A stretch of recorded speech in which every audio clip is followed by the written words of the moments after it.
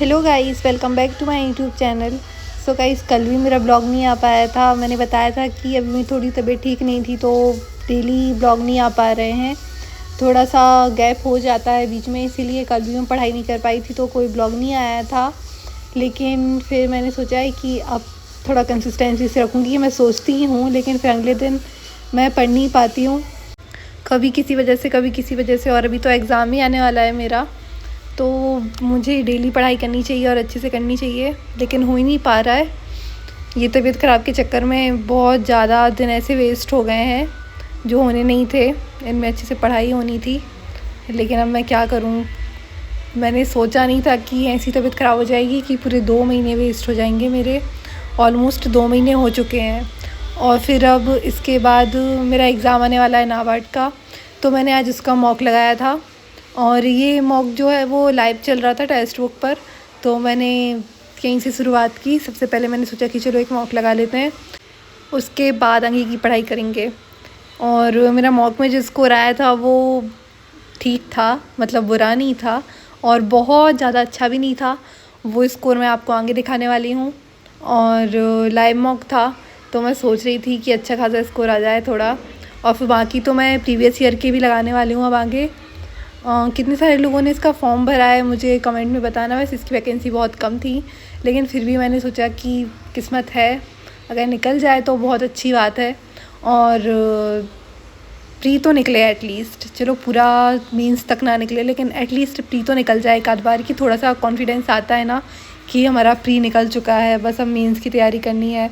मेरा अभी तक एक भी प्री नहीं निकला है, तो मुझे बहुत ज़्यादा डिमोटिवेशन होने लगा है कि मैं 3 एग्ज़ाम दे चुकी हूँ।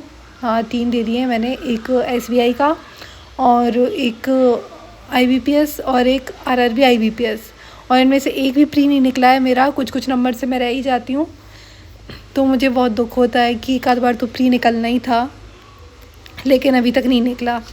और अब इसमें निकल जाए प्री तो मुझे थोड़ी सी खुशी होगी कि चलो प्री तक तो पहुँच गए हैं। मुझे 8 से 9 महीने हो गए हैं पढ़ाई करते करते, तो इतना तो चाहिए कि प्री निकलने लगे। बाकी देखते हैं अब कैसा क्या होता है। और इसका मैंने मॉक लगाया था, तो उम्मीद तो थी कि अच्छे नंबर आएंगे। बाकी इंग्लिश में मैंने बहुत से गलत कर दिए थे क्वेश्चंस, मेरे इंग्लिश में बहुत ज़्यादा गलत निकल गए थे। इंग्लिश बहुत टाइम से मैंने पढ़ी भी नहीं थी। मैंने अभी अपने लास्ट वाले ब्लॉग में बताया था कि मैंने RRB के लिए इंग्लिश छोड़ के रखी थी, तो फिर इंग्लिश में बहुत वीक हो गई हूँ मैं आजकल। और अभी कुछ दिन से पढ़ रही थी मैं, कम से कम 15 से 20 दिन से पढ़ रही हूँ मैं इंग्लिश, लेकिन उसमें इतनी अच्छी नहीं हो पाई है कि मेरे बहुत अच्छे नंबर आ जाए। इंग्लिश में गलत ज़्यादा निकल गए थे मेरे। और बाकी रीजनिंग में तो मुझे थोड़ी सी खुशी हुई थी, क्योंकि रीजनिंग में मैंने ऑलमोस्ट अटैम्प्ट कर लिए थे। मतलब मैंने 39 अटैम्प्ट कर लिए थे 40 में से। बस एक क्वेश्चन नहीं कर पाई थी, और वो भी क्वेश्चन थोड़ा सा अजीब सा था। मतलब उसमें जो वर्ड दिया था और उसके वर्ड में जो पहला, तीसरा, चौथा, ऐसे कितने मीनिंगफुल वर्ड बन सकते हैं, ये क्वेश्चन मैं स्किप ही करती हूँ ज़्यादातर, क्योंकि उसमें ना हमें कंफर्म नहीं होता कि यार वो 4 शब्द से कितना एक, मतलब जो 4 वर्ड हैं उनसे, नहीं वर्ड नहीं, 4 अल्फ़ाबेट हैं उनसे एक वर्ड बन सकता है कि नहीं, मतलब कितने वर्ड बन सकते हैं। तो ये ऑलमोस्ट गलत ही निकलता है मेरा ज़्यादातर, क्योंकि कभी मैं एक टिक कर देती हूँ, मुझे ऐसा लगता है इससे एक बनेगा, लेकिन उससे कभी ज़्यादा बन जाते हैं। फिर मुझे लगता है इससे कम बनेंगे, लेकिन मैं कभी ज़्यादा टिक कर देती हूँ कि इससे 3 शब्द बन सकते हैं और उसमें एक निकलता है। तो मेरा ज़्यादातर गलती निकलता है, मुझे कंफर्म नहीं रहता कि इससे कितने शब्द बन सकते हैं, तो इसलिए मैं उसे स्किप करती हूँ। और वही वाला मेरा रीजनिंग में स्किप हुआ था। बाकी मैंने पूरे 39 अटैम्प्ट कर लिए थे, और मेरा 1 मिनट बच भी गया था रीजनिंग में, बट मैंने सोचा कि चलो ठीक है, उसको नहीं करते हैं, उसको मैं करना और अच्छे से सीखूंगी। अब मुझे रीजनिंग की मेरा पूरा सिलेबस तो कंप्लीट हो चुका है, बस मुझे एक बार डायरेक्शन, डिस्टेंस और एक बार ये देखना है कि ये कैसे बनता है ये वाला क्वेश्चन। ये कभी कभी एग्ज़ाम में आ जाता है तो मैं अटक जाती हूँ, लेकिन इसको मैं बिल्कुल स्किप ही कर देती हूँ कि आखिरी में बहुत ज़्यादा टाइम बचा तो देखती हूँ, नहीं तो फिर नहीं करूँगी, क्योंकि वो गलत ही निकलना है, मुझे पहले से ही कन्फर्म होता है। और फिर इसमें मेरा जो स्कोर आया था वो आया था 50। मतलब इसमें टोटल क्वेश्चंस थे 100, उनमें से मैंने स्किप कर दिए थे 35, और जो मेरे गलत निकल गए थे वो 12 निकल गए थे। और ये ऑलमोस्ट मेरे 12 ही इंग्लिश के थे। मतलब मुझे पूरा विश्वास है कि ये मेरे हो ही नहीं सकते हैं मैथ्स के, रीजनिंग के, क्योंकि मैंने बहुत अच्छे से मैथ्स और रीजनिंग सॉल्व की थी। और इसका जो स्कोर कार्ड है वो अभी तो पता नहीं चलने वाला है, वो 7 फरवरी को पता चलेगा। तो चलो ठीक है, बाकी स्कोर ठीक था और मेहनत करने की ज़रूरत है, लेकिन बुरा स्कोर नहीं था। फिर उसके बाद मैं मैथ्स की क्लास देखने लगी थी।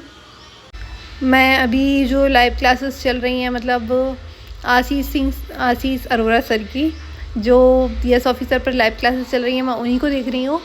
पुरानी कोई क्लासेस नहीं देख रही हूँ। तो शुरुआत तो यहाँ पे अर्थमेटिक की हुई है परसेंटेज से, और बहुत टाइम से मैंने परसेंटेज की प्रैक्टिस भी नहीं की है। तो मैं सोच रही थी कि चलो ये जो 4 टॉपिक मैं ऑलरेडी पढ़ चुकी हूँ, इनको एक और बार पढ़ लेती हूँ, कोई दिक्कत नहीं है।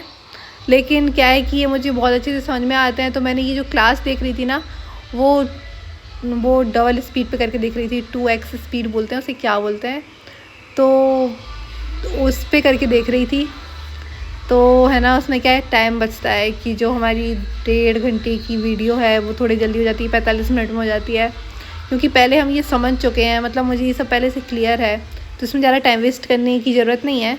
बाकी क्वेश्चंस जो आगे सर कराएंगे उनको मैं ग्रुप में शेयर करूँगी उस PDF को, आप भी प्रैक्टिस कर सकते हो, जो मैं आगे क्वेश्चन सॉल्व करूँगी उनकी। और बाकी मैंने एक PDF तो कल शेयर की थी ग्रुप में, आई थिंक वो सीरीज़ की थी या फिर चेकलिस्ट थी, मैं भूल चुकी हूँ। और फिर उसके बाद ये मैं चेकलिस्ट सॉल्व करने लगी थी जो कि रीजनिंग की थी। मैंने रीजनिंग की चेकलिस्ट बहुत दिन से सॉल्व नहीं की थी, क्योंकि अभी ग्रुप में आ ही नहीं रही है आजकल। और फिर मुझे ये चेकलिस्ट वो मेरी दीदी ने शेयर की थी, मतलब उन्हीं के लैपटॉप में थी, तो मैंने ये सॉल्व कर ली थी। और फिर उसके बाद मैंने मैथ्स की चेकलिस्ट भी सॉल्व कर ली थी, क्योंकि मैथ्स की चेकलिस्ट भी मुझे बहुत दिन बाद मिली थी। और ये चेकलिस्ट अभी न्यू नहीं आ रही हैं, ये बहुत दिन पुरानी है, मतलब 2023 की है ये चेकलिस्ट। तो कोई बात नहीं, लेकिन इसमें क्वेश्चंस तो अच्छे थे, मतलब बहुत ही अच्छे क्वेश्चंस थे। ऐसा कुछ नहीं है कि बहुत दिन पुरानी है तो आप सॉल्व नहीं कर सकते हैं, क्वेश्चंस तो सही हैं। और ऐसे क्वेश्चंस की ज़रूरत ही रहती है कि एक साथ पूरा कंटेंट मिल जाए, तो चेकलिस्ट बेस्ट रहती है उसके लिए। और अगर पुरानी है तो भी कोई दिक्कत नहीं है। तो फिर मैंने बस इतनी पढ़ाई की थी आज, इससे ज़्यादा कोई पढ़ाई नहीं की थी। बस मॉक लगाया था और क्लास देखी थी और कुछ चेकलिस्ट सॉल्व की थी। बाकी अब मैं अपने ब्लॉग को यहीं ख़त्म करती हूँ। मेरे चैनल को सब्सक्राइब करना और वीडियो को लाइक करना, और बाकी जो PDF हैं चेकलिस्ट वगैरह है वो अपने ग्रुप में मैं शेयर करूँगी। मेरे डिस्क्रिप्शन में चैनल का लिंक है, वहाँ से जाके सब्सक्राइब कर सकते हो। बाय।